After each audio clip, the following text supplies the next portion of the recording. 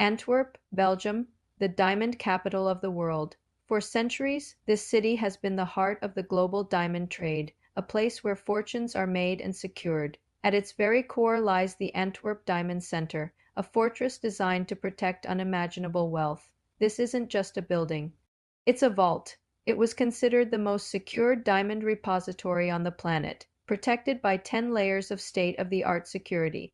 A private security force patrolled its perimeter. The vault itself, located 2 floors below ground, was shielded by a 3-ton steel door with a lock so complex it had 100 million possible combinations. Inside, seismic sensors could detect the slightest vibration. The corridors were laced with infrared heat detectors, Doppler radar, and a powerful magnetic field designed to trigger an alarm if any metallic vault boxes were opened. To get inside was considered impossible. But in the world of high-stakes crime, impossible is just a challenge. In February 2003, this impregnable fortress became the stage for one of the most audacious and brilliant heists in modern history, a crime so perfect it's still studied by security experts today. This is the story of how one man and his team broke the unbreakable. The mastermind behind this incredible feat was an Italian man named Leonardo Notarbartolo. He wasn't your typical smash-and-grab thief.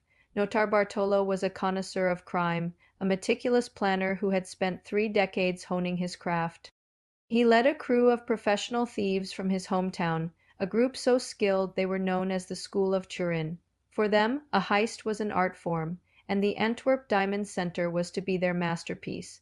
Their plan began not with a bang, but with a whisper. Over 2 years before the heist, Notarbartolo took the first crucial step. He rented a small office inside the Diamond Center itself. He posed as an Italian diamond merchant, a legitimate businessman looking to make his mark. This gave him a legitimate ID, unrestricted access, and most importantly, an insider's view. For 27 long months, he played the part perfectly. He made small trades, built relationships, and became a familiar, trusted face in the building.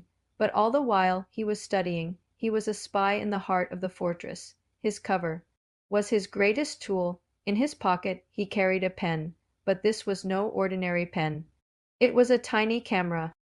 As he walked the halls, he discreetly photographed every corner of the building, mapping out the security systems, camera locations, and patrol routes.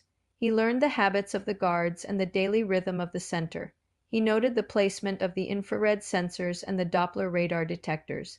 He even discovered a critical, overlooked weakness. The control panel for the building's alarm system was located in a poorly secured utility closet. But the vault was the real challenge. The door was a legend. But Notarbartolo learned that for convenience, the key to the vault room was often left in a nearby electrical closet. The combination lock was still a problem, but his team had a solution for that too. After months of observation, they realized the security guards rarely scrambled the full combination. Their plan was meticulous, patient, and brilliant. Every detail was accounted for, from bypassing motion sensors with hairspray to fooling magnetic fields with custom-made aluminum shields. They built a full-scale replica of the vault in a warehouse to practice every single move, over and over, until it was second nature. They were ready. The weekend of February 15, 2003. The city of Antwerp was quiet. Inside the Diamond Center, the hallways were empty.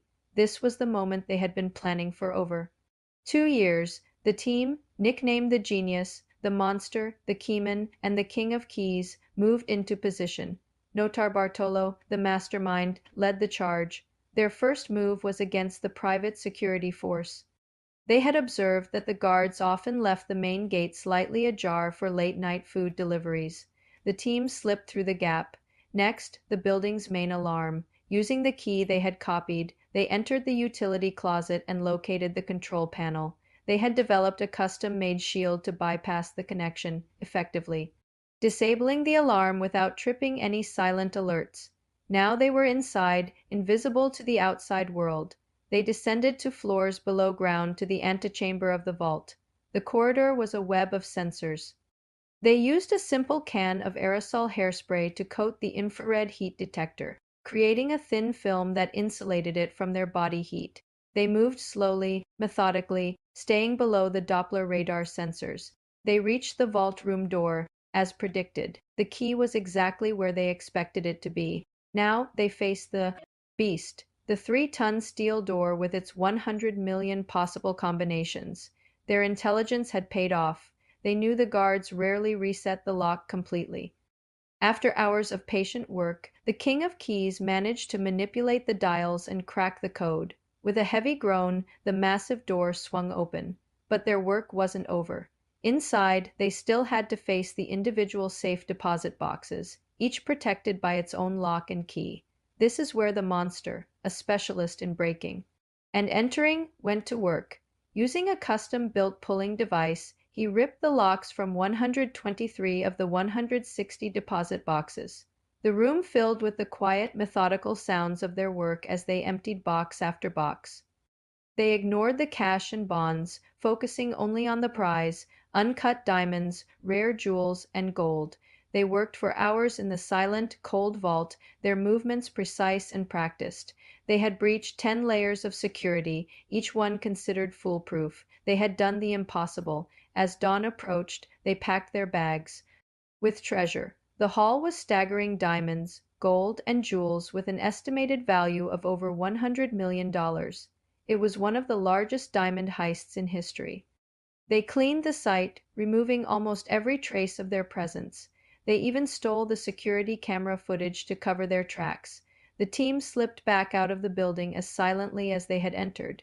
They had gotten away clean, or so they thought. Their near-perfect plan unraveled because of a single foolish mistake after the heist. The team drove to a nearby highway to burn the evidence, the tools, the plans, the trash from their celebratory snack. But one of the crew members had a panic attack about starting a large fire and insisted they just dump the bags in the woods. And so they did.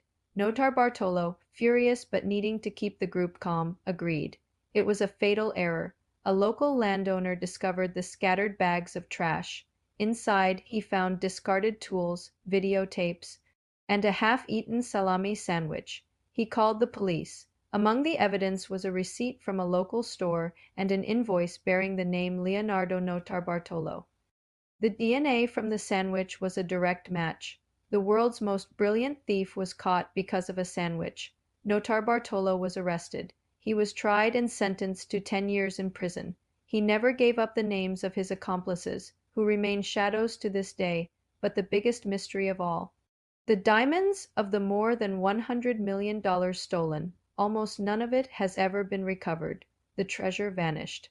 To this day, Notarbartolo claims the heist was part of a massive insurance fraud scheme, alleging that the vault held far less than was claimed and that he was hired by a diamond dealer to pull it off. He says his team only took about 20 million. Authorities dismiss this as the fabrication of a convicted criminal. So where did the $100 million in diamonds go? Are they sitting in a hidden vault somewhere? Were they slowly reintroduced into the market, one stone at a time? Or was Notarbartolo telling the truth? The Antwerp Diamond Heist remains a legend, a testament to meticulous planning and audacious execution. It's a story that proves that even the most secure fortress can be brought down, not by brute force, but by human ingenuity, patience, and one very clever man with a pen camera. Thanks for watching, and if you enjoyed this story, don't forget to like and subscribe for more dives into the world's most fascinating crimes.